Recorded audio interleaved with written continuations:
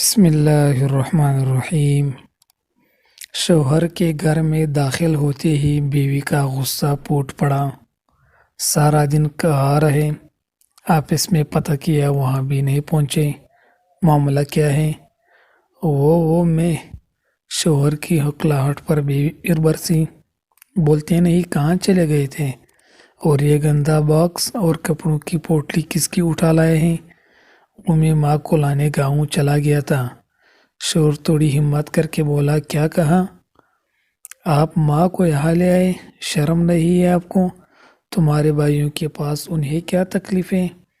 بیوی چراغ پاتی اس نے پاس کھڑی بیٹھے پرانے کپڑوں میں ملبوس بیمار اور شکستہ بیمار بوڑھی کی طرف دیکھا تک نہیں۔ انہیں میرے بھائیوں کے پاس نہیں چھوڑا جا سکتا، تم سمجھ کیوں نہیں رہی؟ شوہر نے دبی زبان سے کہا، کیوں؟ یہاں کاروں کا خزانہ رکھا ہے، تمہارے 20,000 روپے کی تنخواہ میں بچوں کی پڑھائی اور گھر کا خرچ کس طرح چلا رہی ہوں؟ میں ہی جانتی ہوں۔ بیوی کا لہجہ اتنا ہی شدید تھا۔ اب یہ ہمارے پاس ہی رہے گی؟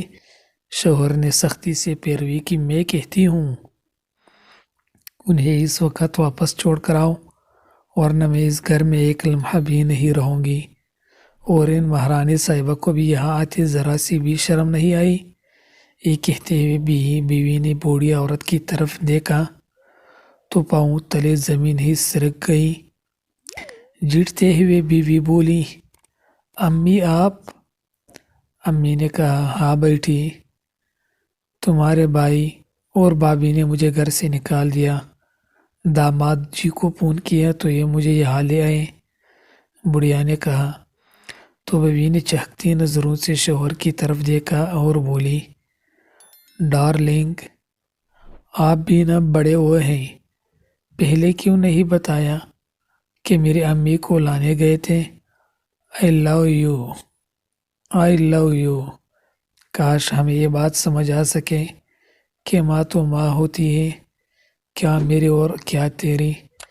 دوستو، اگر ویڈیو اچھی لگی ہے تو چینل کو ضرور سبسکرائب کریں، ویڈیو کو لائک اور شیئر